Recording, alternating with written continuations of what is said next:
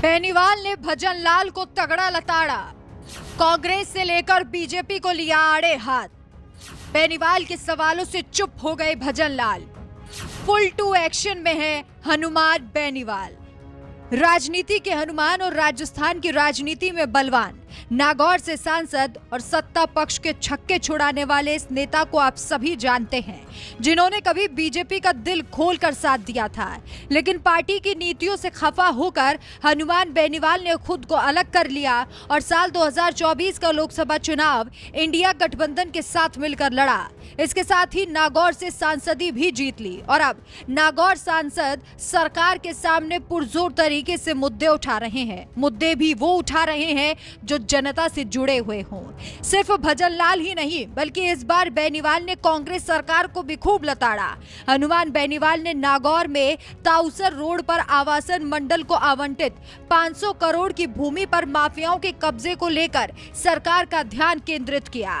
वहीं उन्होंने ये भी कहा कि भू माफिया के खिलाफ जिला प्रशासन बेबस नजर आ रहा है। उन्होंने भजनलाल सरकार से 4 सवाल भी पूछे। ये सवाल भजनलाल सरकार के लिए गले की फांस बन सकते हैं, जबकि तत्कालीन एडीएम कुचामन सिटी और तत्कालीन जिला प्रशासन के अधिकारियों की कार्रवाई पर बड़ा सवाल भी खड़े कर रहे हैं। हनुमान बेनीवाल ने सोशल मीडिया एक्स के जरिए एक लंबा चौड़ा पोस्ट शेयर किया, जिसमें उन्होंने भू माफिया के कब्जे पर प्रशासन, सरकार और पूर्व सरकार की भूमिका पर सवाल खड़े किए। बेनीवाल लिखते हैं, नागौर शहर में ताउसर रोड पर आवासन मंडल को आवंटित बेशकीमती 500 करोड़ रुपए से अधिक कीमत की जमीन पर भू माफिया जबरन कब्जा कर रहे हैं और जिला प्रशासन ऐसे माफियाओं के आगे बेबस नजर आ रहा है। चूंकि उक्त भूमि पर राजस्थान आवासन मंडल ने भूखंड देने की योजना निकाल रखी है और लोगों ने आवेदन भी कर दिए हैं, जिसके एवज में आवेदन शुल्क भी लोगों ने जमा करवाया।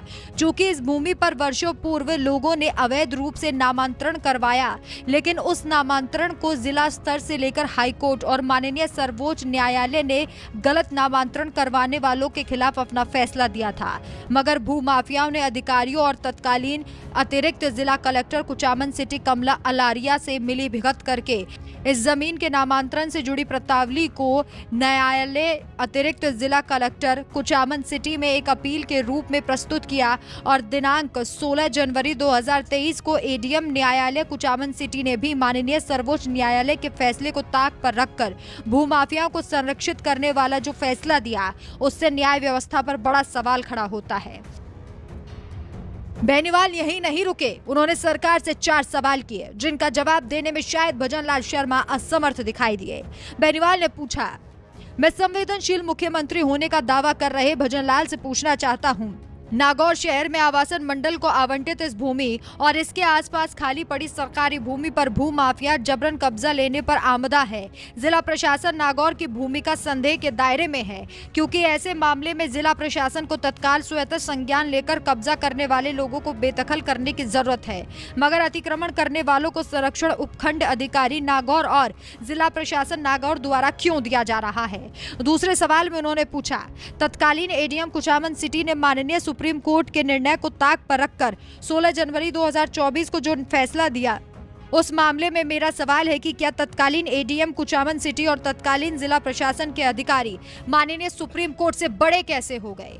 मामला नागौर शहर से जुड़ा है, ऐसे में तत्कालीन कुचामन सिटी एडीएम ने उनके न्यायालय में इस मामले की सुनवाई कैसे की, जबकि वो उनका क्षेत्र अधिकारी भी नहीं था। चौथा सवाल, तत्कालीन जिला कलेक्टर नागौर के उक्त मामले की पत्रावली किस विधिक आधार पर तथा किसके कहने से एडीएम कुचामन न्यायालय को प्रेषित की।